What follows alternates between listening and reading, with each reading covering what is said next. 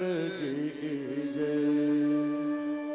पवन सुत हनुमान जी की जय। बोलो भाई सब संतन की जय। कली नाम काम तरु राम को, कली नाम काम तरु राम को, कली नाम काम तरु राम को, कली नाम काम तरु राम को, कली नाम काम तरु राम को, कली नाम काम तरु राम को, कली नाम काम तरु राम को, कली नाम काम तरु राम को, कली नाम काम तरु राम को, कली नाम काम तरु राम को, कली नाम काम तरु राम को, कली नाम काम तरु राम को।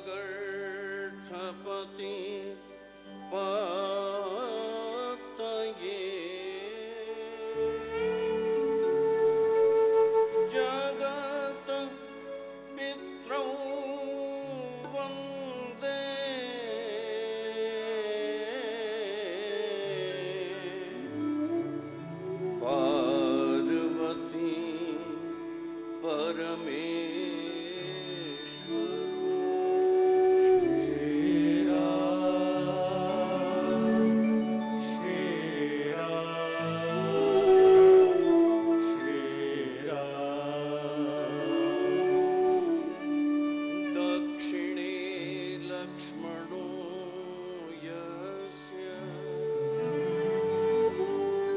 वामे च जनकात्मजा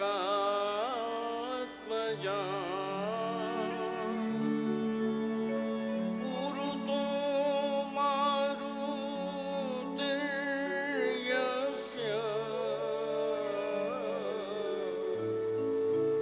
तं वन्दे रघुनन्दनम्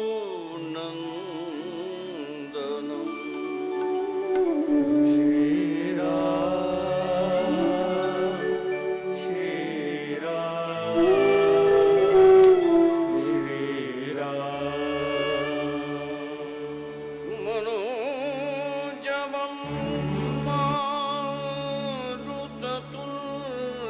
मारुततुल्यवेगम् जितेन्द्रियं बुद्धिं मतां वरिष्ठं वातात्मजं वानरयूथ मुख्यम्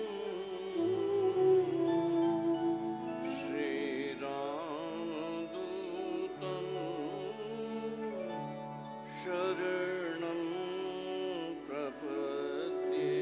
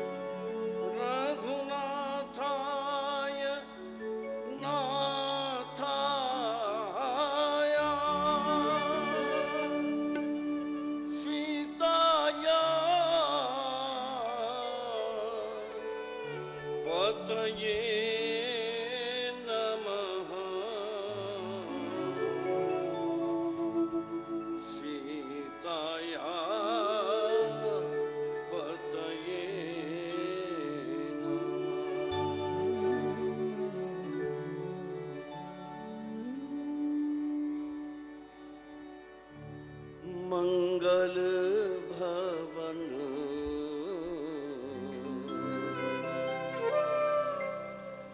अमंगल हारी मंगल भवन अमंगल हारी मंगल भवन अमंगल हारी मंगल भवन अमंगल हारी प्रभु सुदर्शन बिहारी प्रभु सुदर्शन बिहारी प्रभु सुदर्शन बिहारी प्रभु सुदर्शन बिहारी जनक सुता जग जननी जानकी जनक सुता जग जननी जानकी जनक सुता जग जननी जानकी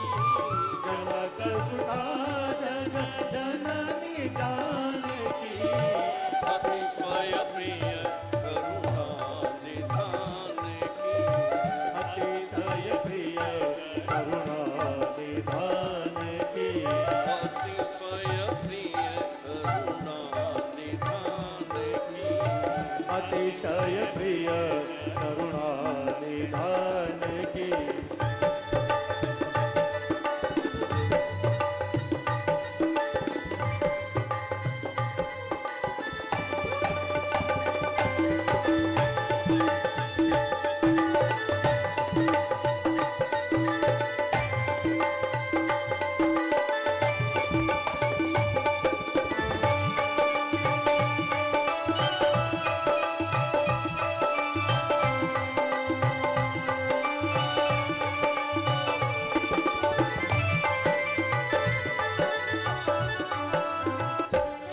ताके जुग पद कमल मनावो ताके जुग पद कमल मनावो ताके जुग पद कमल मनावो ताके जुग पद कमल मनावो जासु कृपा निर्मल मति पावो जासु कृपा निर्मल मति पावो जासु कृपा निर्मल मति पावो जासु कृपा निर्मल मति पावो महावीर बिनवौ हनुमाना महावीर बिनवहु हनुमाना महावीर बिनवौ हनुमाना महावीर बिनवहु हनुमाना राम जासु जस आप बखाना राम जासु जस आप बखाना राम जासु जस आप बखाना राम जासु जस आप बखाना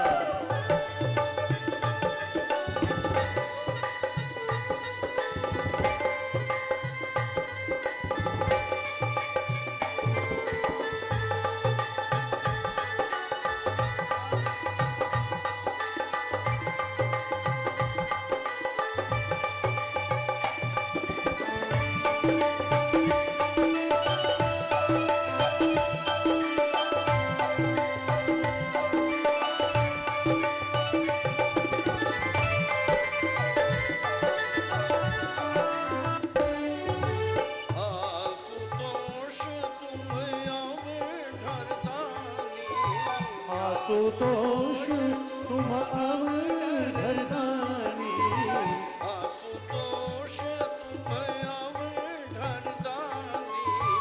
आशुतोष तुम अवधरदानी आशुतोष तुम अवधरदानी आरती हर दीन जन जानी आरती हरहु दीन जन जानी आरती हर दीन जन जानी आरती हरहु दीन जन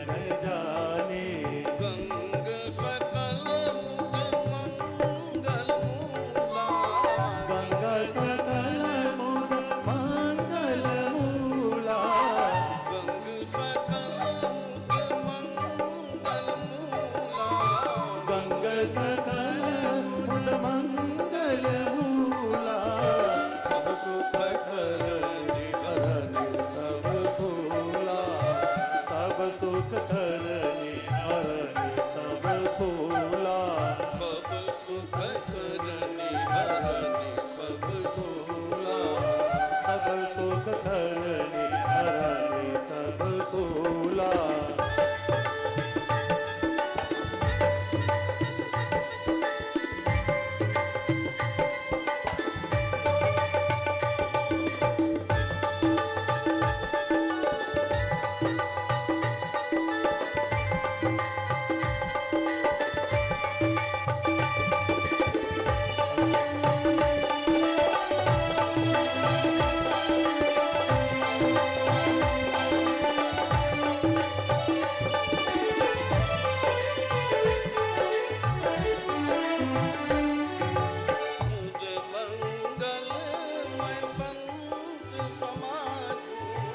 मुद मंगलमय संत समाजू।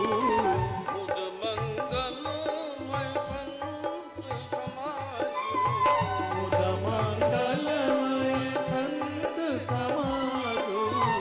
जो जग जंगम तीरथ राजू।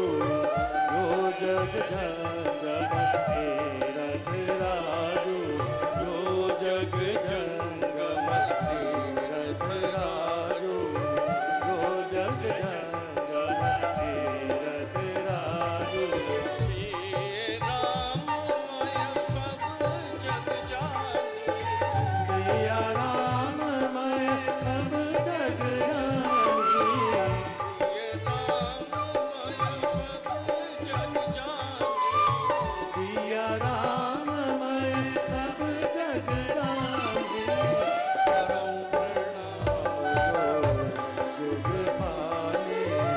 करौ प्रणाम जुग पानी। करौ प्रणाम जोर जुग पानी। करौ प्रणाम जोर जुग पानी।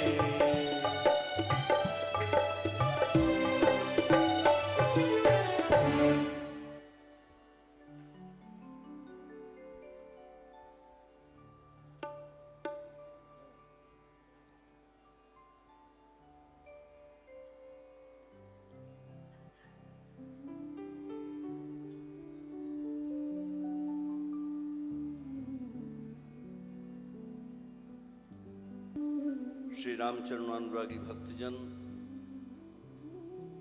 संत चरण, विप्रवृंद, आज इस मानस परिक्रमा का तृतीय दिवस। मैं इसे परिक्रमा कह रहा हूं, यात्रा नहीं, क्योंकि यात्रा अपने गंतव्य पर जाकर पूर्ण हो जाती है, लेकिन परिक्रमा कभी पूर्ण नहीं होती साहब।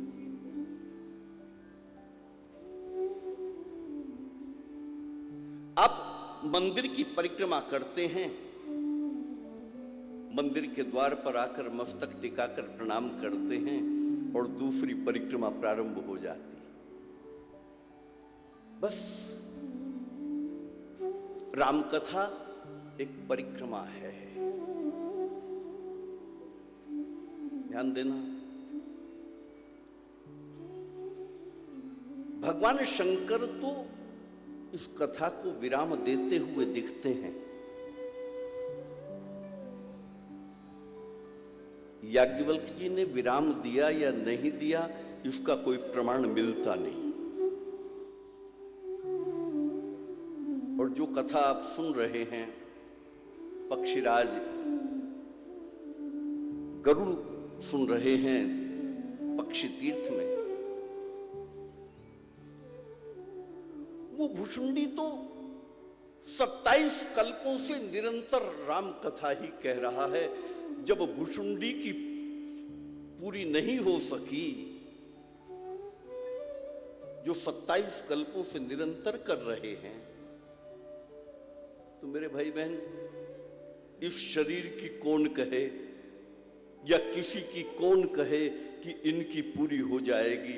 इस कथा को यदि संपूर्ण रूप से कोई कह सकता है तो वो या तो भगवान शिव हैं या याज्ञवल्क्य जी हैं या नहीं हैं, इसका प्रमाण मिलता नहीं, वरना तो किसी की पूरी हुई नहीं सकती। तो ये परिक्रमा हम कुछ प्रसंगों को लेकर कर रहे हैं। मूल रूप से काकभुसुंडी गरुड़ संवाद, उज्जैनी की चर्चा,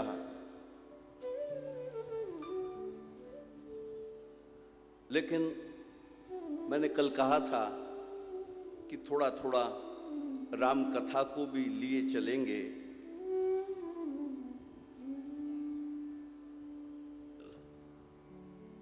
तो तुलसी जी ने प्रथम श्लोक लिखा, वर्णानाम अर्थ संघानाम रसानाम छंदसामपि मंगलानाम च कर्तारो वंदे वाणी विनायक।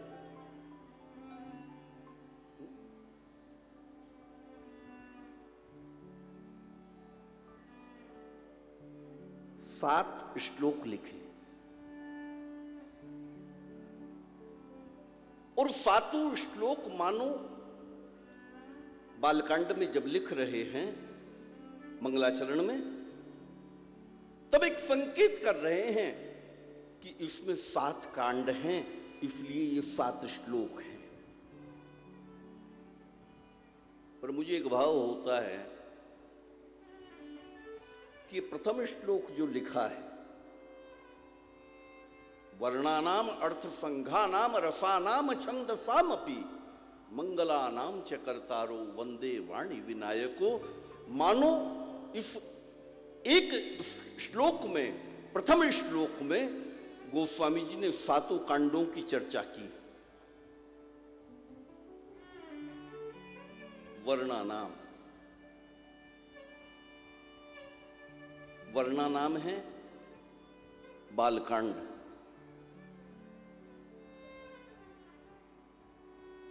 क्योंकि परमात्मा के वर्ण के अनुसार जितने भी संस्कार हुए हैं वो बालकांड में हुए, इसलिए वर्णानाम। अर्थ संघानाम, अर्थ संघानाम है अयोध्या कांड, क्योंकि वहां अर्थ की चर्चा है, वहां राज्य की चर्चा,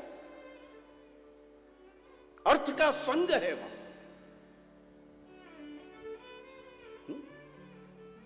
रसानाम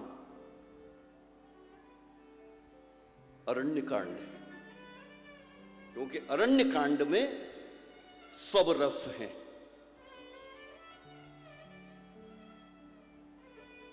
शास्त्री जी, मैं संस्कृत का विद्यार्थी नहीं हूं, क्षमा करना कहीं गड़बड़ हो जाए तो।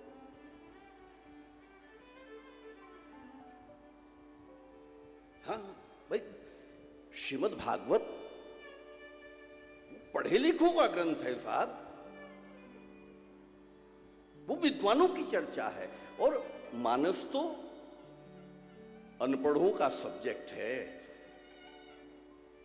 आप गांव देहात में जाओ, वो भी गाता मिलेगा, मंगल भवन अमंगल हारी। आप पढ़े लिखे व्यक्ति भी इसे गा रहे हैं और अनपढ़ भी गा रहे हैं।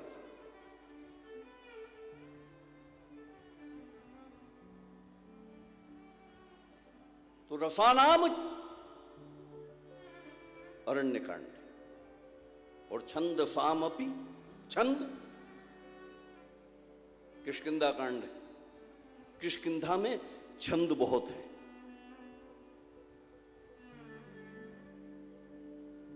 और वानरों के छंद किष्किंधा में एकत्र हो रहे हैं। वानरों के बहुत सारे प्रकार हैं, दल के दल। और सामपि है, सामपि सुंदरकांड,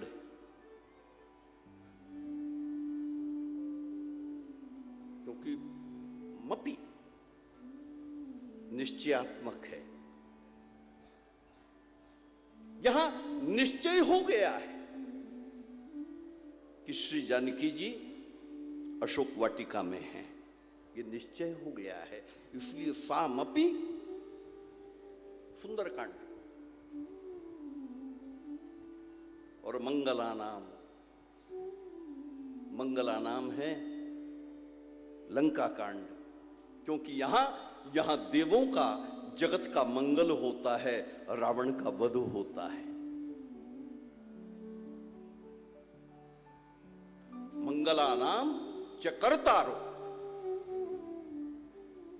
कर्तारो उत्तरकांड है, क्योंकि इसमें परमात्मा का राज्याभिषेक हो जाता है और परमात्मा श्री राम राज्य करते हैं, इसलिए ये कर्ता का भाव आया है।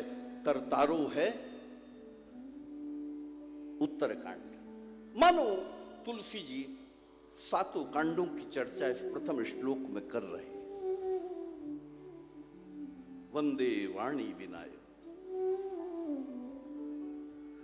लोग एक आक्षेप करते हैं गोस्वामी जी पर कि तुलसी जी ने एक ऐसी पंक्ति लिख दी जहां नारी मातृशक्ति का बहुत अपमान हुआ, लेकिन मैं कहूं कि तुलसी कभी नारी का अपमान कर नहीं सकता साहब। वंदे वाणी विनायक। तुलसी ने पहला प्रणाम मां सरस्वती को किया और दूसरा प्रणाम वाणी ये गौरी पुत्र विनायक को किया। जो पूरी परंपरा को बदल कर रख रहा है वो तुलसी स्त्री जाति का निंदक नहीं हो सकता साहब। और दूसरा श्लोक अगर देखने जाओ तो उसमें भी वही चर्चा, भवानी शंकरो वंदे श्रद्धा विश्वास रूपिण। यहां भी भवानी प्रथम है, शिव दूसरे स्थान पर। भवानी शंकरो वंदे श्रद्धा विश्वास रूपिणो याभ्याम विना न पश्यन्ति सिद्धाः स्वान्तः स्थमीश्वरम। देखो भाई, यदि आध्यात्म मार्ग में हमें पथिक होना है तो ये एक सूत्र आया है।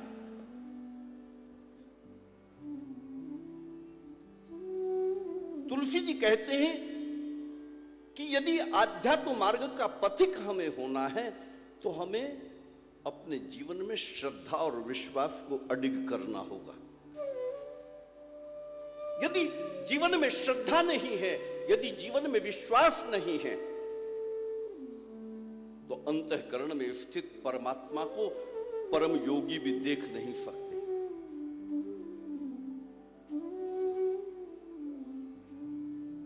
जीवन में श्रद्धा हो,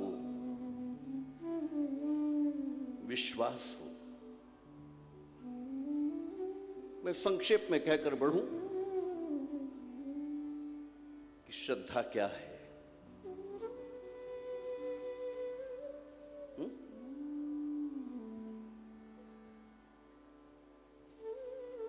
जो अदृश्य है, जो दिखता नहीं है, उसे देखने के लिए जिस दृष्टि की आवश्यकता है उसका नाम है श्रद्धा। वो श्रद्धा कबीर बल देते हैं, कबीर का दोहा बल देता है, तुम कहते कागज लेखी, मैं कहता निज नयन की देखी। देखो एक बात सुनो, ग्रंथों में, पुराणों में परमात्मा के संबंध में बहुत चर्चा है। इसे पढ़ा जा सकता है और इसे पढ़ लेने के बाद परमात्मा के विषय में कुछ जानकारी हमें हो सकती है। ध्यान देना, ग्रंथों में परमात्मा के विषय में सब कुछ लिखा है, इससे जानकारी तो हो सकती है, लेकिन परमात्मा दिखता नहीं। जानकारी हो सकती है और कई बार तो ये होता है कि जानकारी होती है, जैसे ही ज्ञान होता है तो हमें अहंकार घेर लेता है, हम केवल वहीं तक रह जाते हैं, यात्रा आगे नहीं बढ़ती, परमात्मा का अनुभव नहीं होता साहब। केवल पढ़ते हैं, सुन लेते हैं, लेकिन यात्रा आगे नहीं बढ़ती। ध्यान देना, इसलिए कबीर कह रहे हैं कि तुम कहते कागज लेखी, तुम तो जो कागज में लिखा है उसे पढ़कर बोलते हो। एक को एक पढ़कर बोलता है और एक को दिखता है, एक देखता है, जो बोला जा रहा है वो उसे दिख रहा है। ये जो दिखता है, उस दिखने का नाम, जिस दृष्टि का है, उस दृष्टि का नाम है श्रद्धा। उससे ही दिखता है, वरना तो पढ़ते रहो भाई।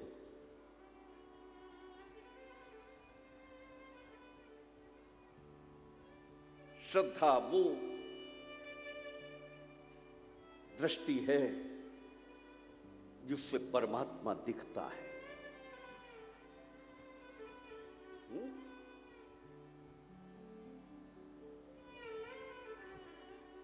इसलिए किसी ने कहा है,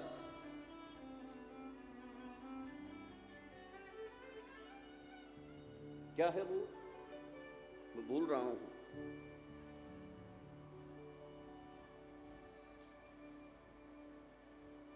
किसी का एक शेर था, रोज मिलते हैं मगर बात नहीं होती है, रोज मिलते हैं नहीं मगर नहीं, बात नहीं नहीं भाई नहीं, होता है दावा जिनको, मुझे याद है तो बताना चाहिए ना, मैं भूल गया।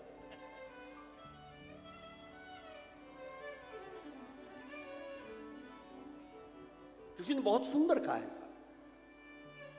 कि होता है दावा जिनको किसी के दीदार का,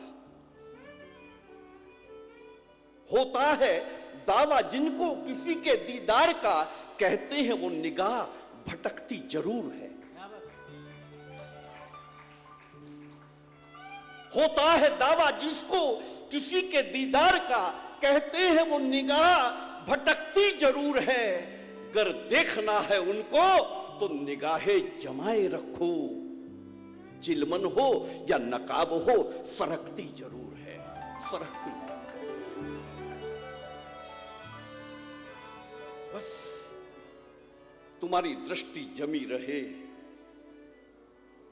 तुम्हारी श्रद्धा अडिग रहे,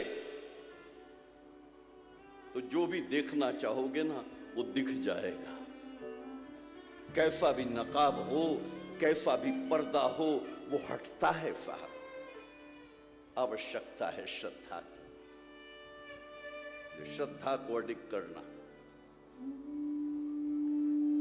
श्रद्धा जन्म लेती है,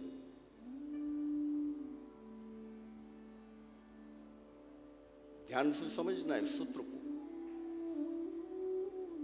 श्रद्धा का जन्म होता है और किन्हीं कारणों से होता है। श्रद्धा कौन है? श्रद्धा है भगवती पार्वती। भवानी शंकरो वंदे श्रद्धा विश्वास रूप। भवानी है श्रद्धा और शिव है विश्वास।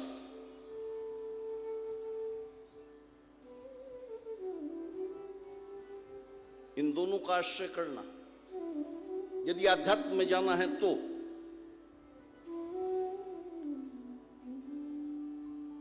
श्रद्धा के जन्म लेने के कई कारण हैं। उसके माता पिता होते हैं, वो जन्म लेती है। लेकिन विश्वास, विश्वास अजन्मा है, विश्वास का जन्म नहीं होता। शिव का जन्म नहीं है, वो अजन्मा है। विश्वास के लिए कोई कारण नहीं। अब आप विचार करो,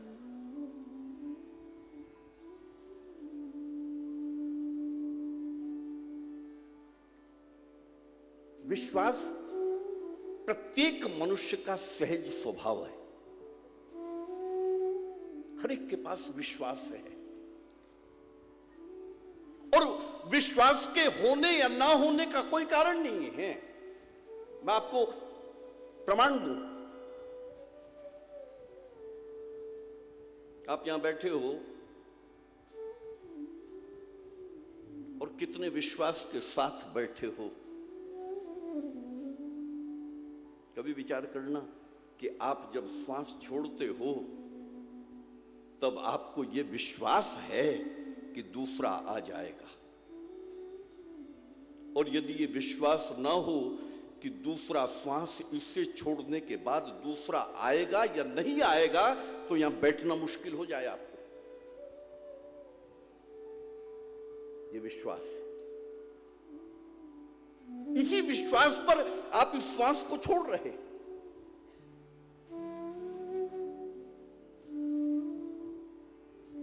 श्वास की तो बात बहुत दूर की बात है साहब। बाहर जो जूता रखा है ना तुम्हारा, यदि मन में ये अविश्वास हो जाए कि लौटने के बाद नहीं मिलेगा, तो कथा में बैठना मुश्किल हो जाए। ये विश्वास है, ये विश्वास है। इसी विश्वास को लेकर आप बैठे। मैं यहां कथा कर रहा हूं और मुझे आप 3 दिन से देख रहे हो, मैं ऐसे बैठता हूं, यहां आकर कथा करता हूं।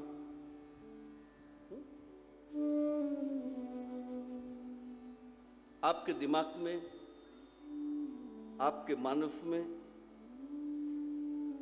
मेरी एक छवि बन गई। आपने तय कर लिया कि सुमन भाई ऐसे ही होंगे जैसे दिखते हैं।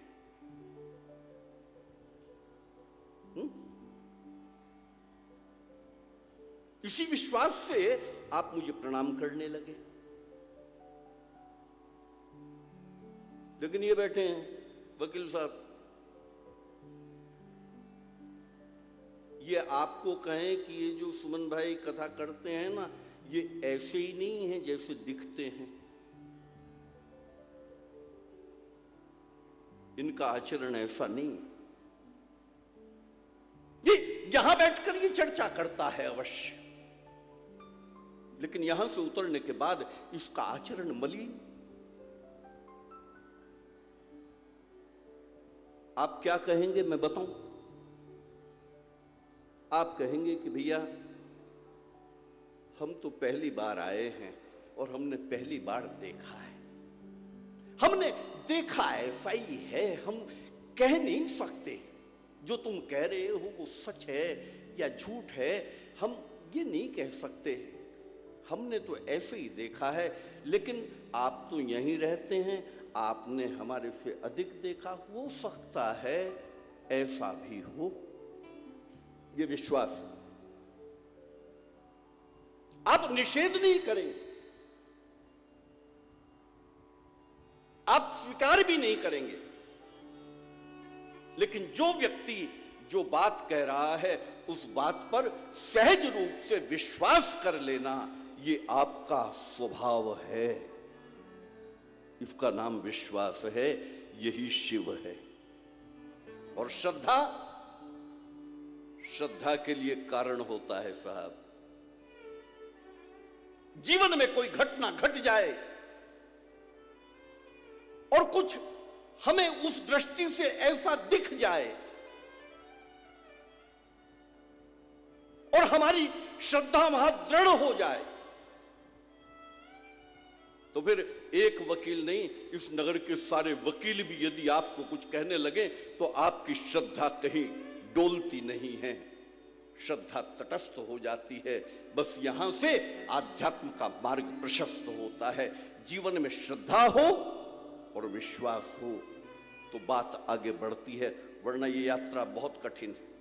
ये श्रद्धा संबल रहित नहीं संतन कर साथ, तिन कहूं मानस अगम अति, जिन्हीं न प्रिय रघुनाथ। श्रद्धा का धन चाहिए साहब। श्रद्धा चाहिए। तुलसी जी ने 7 श्लोक लिखे, फिर 5 सोरठे कहे।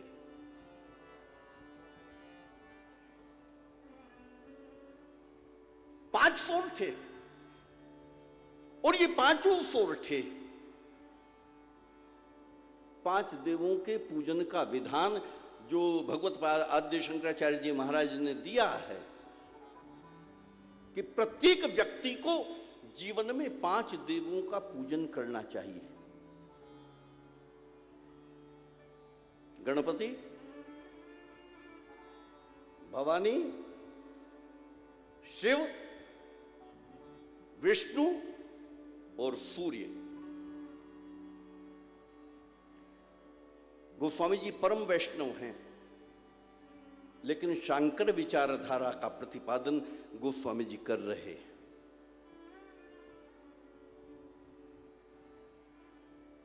पांच देवों के पूजन का विधान तुलसी जी ने इन 5 सोरठों में रखा, और सबसे अंतिम वाले सोरठे में बंदव गुरुपद कंज कृपा सिंधु नर रूप हरि माह मोह तम पुंज जासु वचन रवि कर निकर।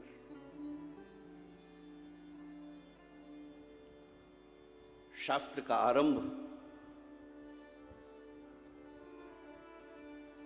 तुलसी जी गुरु वंदना से करते हैं। बंदौ गुरुपद कंज कृपा सिंधु नर रूप हरि माह मोह तम पुंज जासु वचन रवि कर निकर। बस एक एक सूत्र साहब तुलसी जी का घूंट घूंट करके पीने जैसा है। कैसा हो सदगुरु? लोग पूछते हैं कि सदगुरु कैसा हो? तुलसी जी कहते हैं कि जिसके वचन हो सूर्य के समान, जासु वचन रविकर निकर, जिसके वचन सूर्य जैसे हो। सूर्य उदित होता है तो हमारे मोह का अंधकार नष्ट हो जाता है। वचन हो सूर्य जैसे,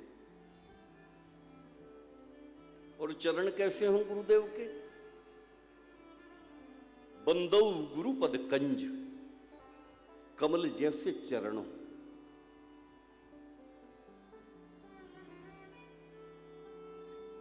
अब चलो दूसरी ओर।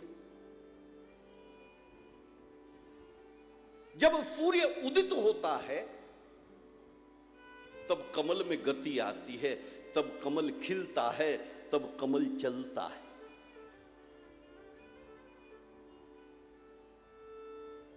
वचन हो सूर्य जैसे और चरण हो कमल जैसे, अर्थात उनकी वाणी के अनुरूप जैसी उनकी वाणी है, जैसा उनका कथन है, जैसे उनके प्रवचन हैं, जो वो बोल रहे हैं, उनकी जो वाणी है, उस वाणी के अनुसार ही उनके चरणों का चलन होना चाहिए। सदगुरु कौन? जिसकी कथनी और करनी में कहीं भिन्नता ना हो।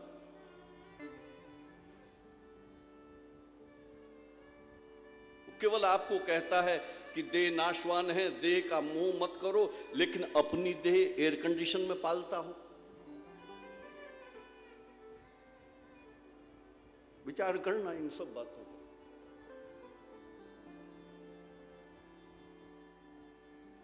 वचन हो सूर्य जैसे, चरण हो कमल जैसे। व्यक्ति का चरण पूज्य नहीं है, व्यक्ति के चरण पूज्य नहीं है, व्यक्ति का आचरण पूज्य है।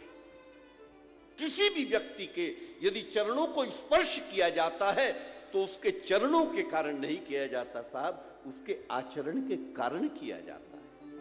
आपको पता चले कि आप इतनी दूर से आए हैं और उज्जैनी में कोई महात्मा है, कोई एक संत हैं,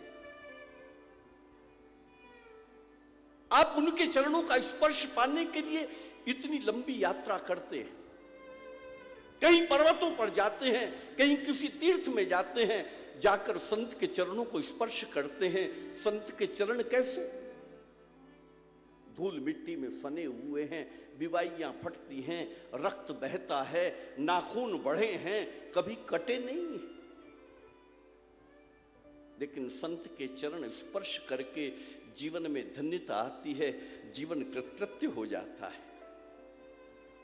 और वो धन्यता का भाव लेकर हम अपने घरों को लौट जाते हैं।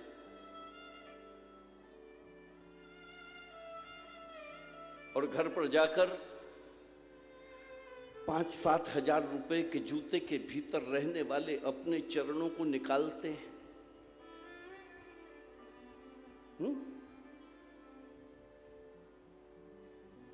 और हमारे चरण कैसे गौरवर्ण, कितने कोमल, कितने सुंदर।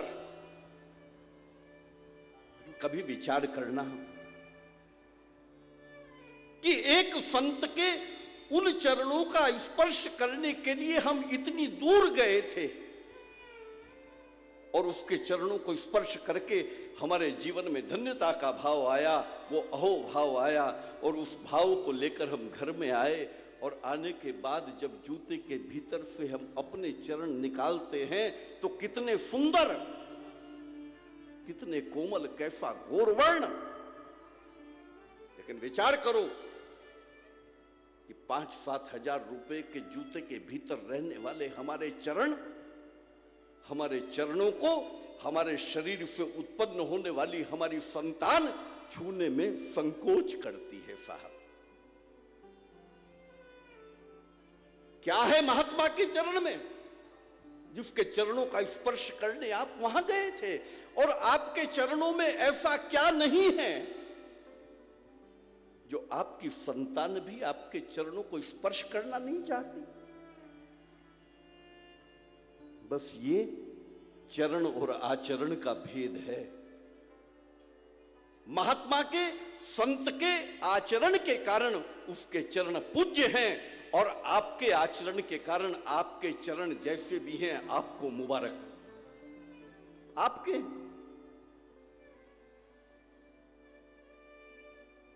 इसलिए बंदो गुरुपद कंज कृपा सिंधु नर रूप हरि, कथनी और करनी में कहीं भिन्नता ना हो। भगवान श्री सीताराम जी महाराज चित्रकूट में वास कर रहे हैं।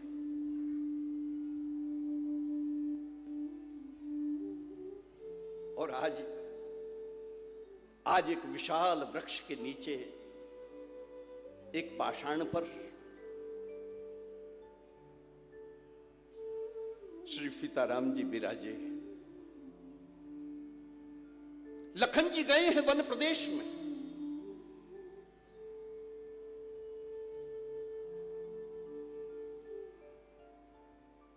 जानकी जी ने देखा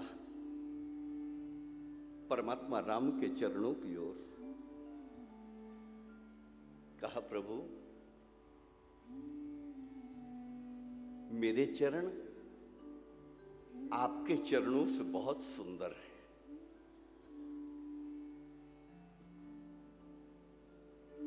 परमात्मा ने कहा जानकी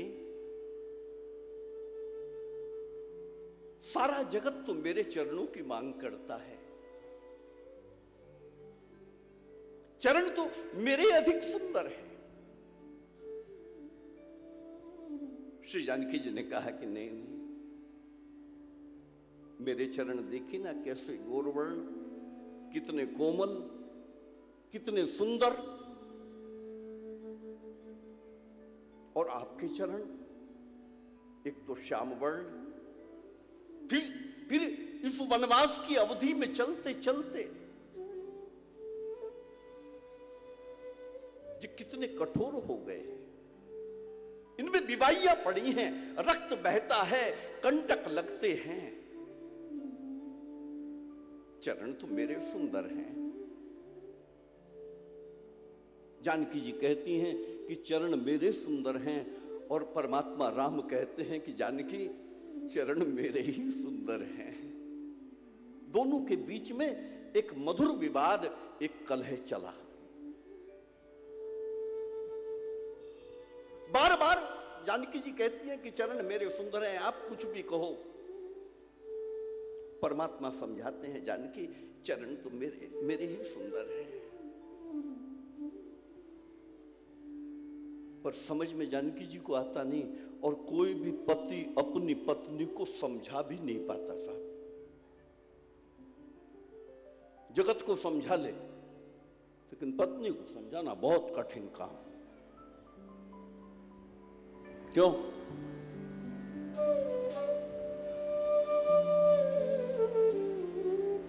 बार बार जानकी जी कहती कि चरण मेरे सुंदर हैं, और उसी समय श्री लखन जी उस राम आश्रम की ओर लौटे,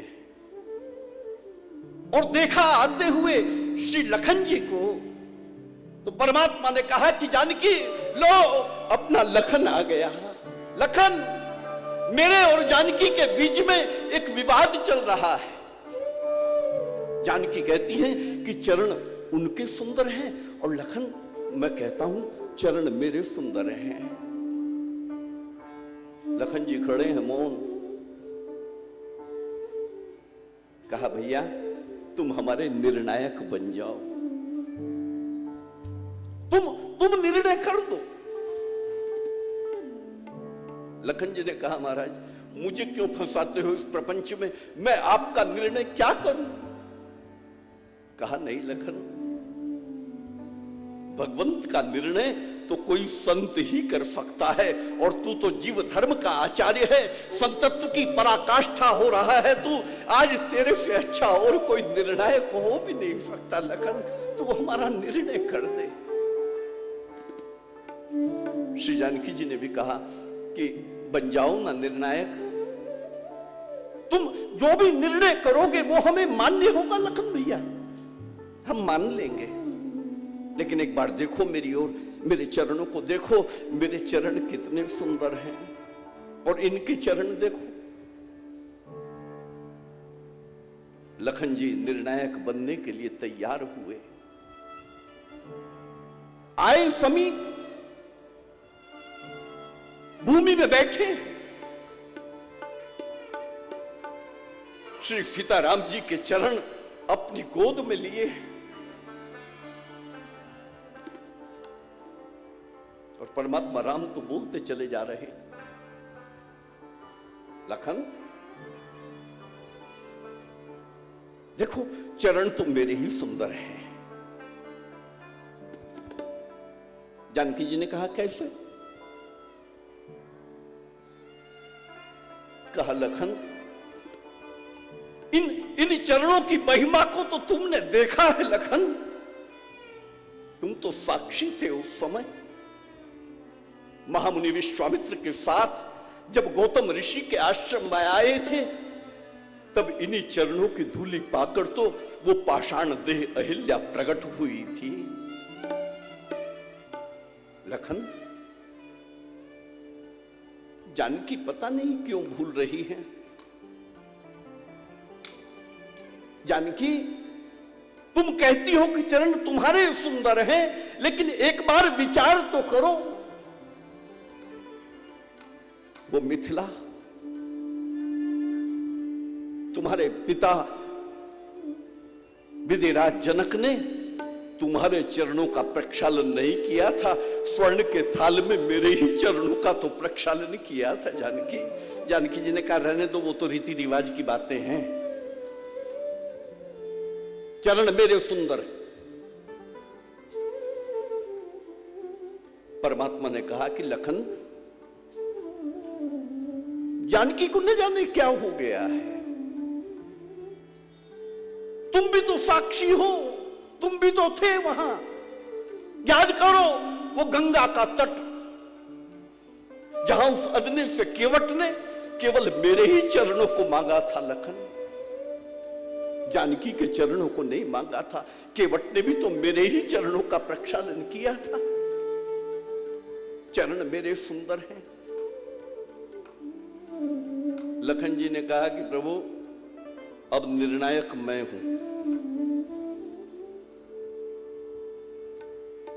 यदि मुझे बोलने की स्वतंत्रता दी जाए तो मैं निर्णय करूं।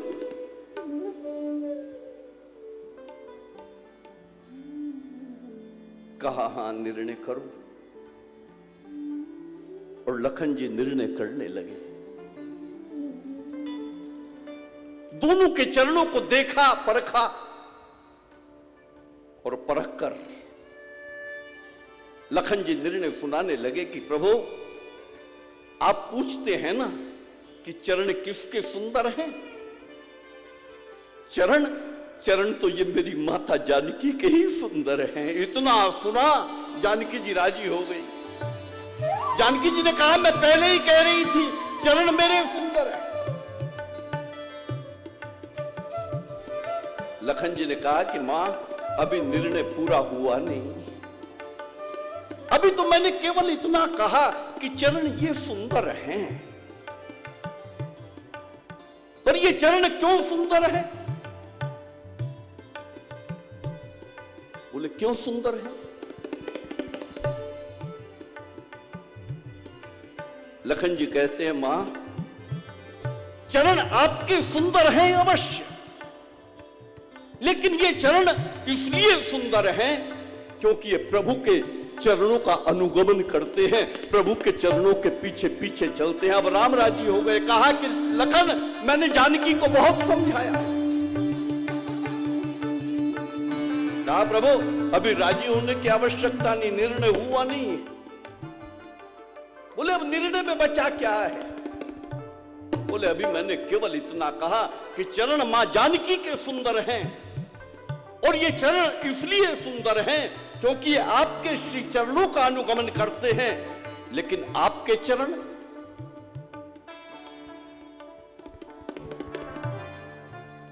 बोले लखन मेरे चरणों में ऐसा क्या?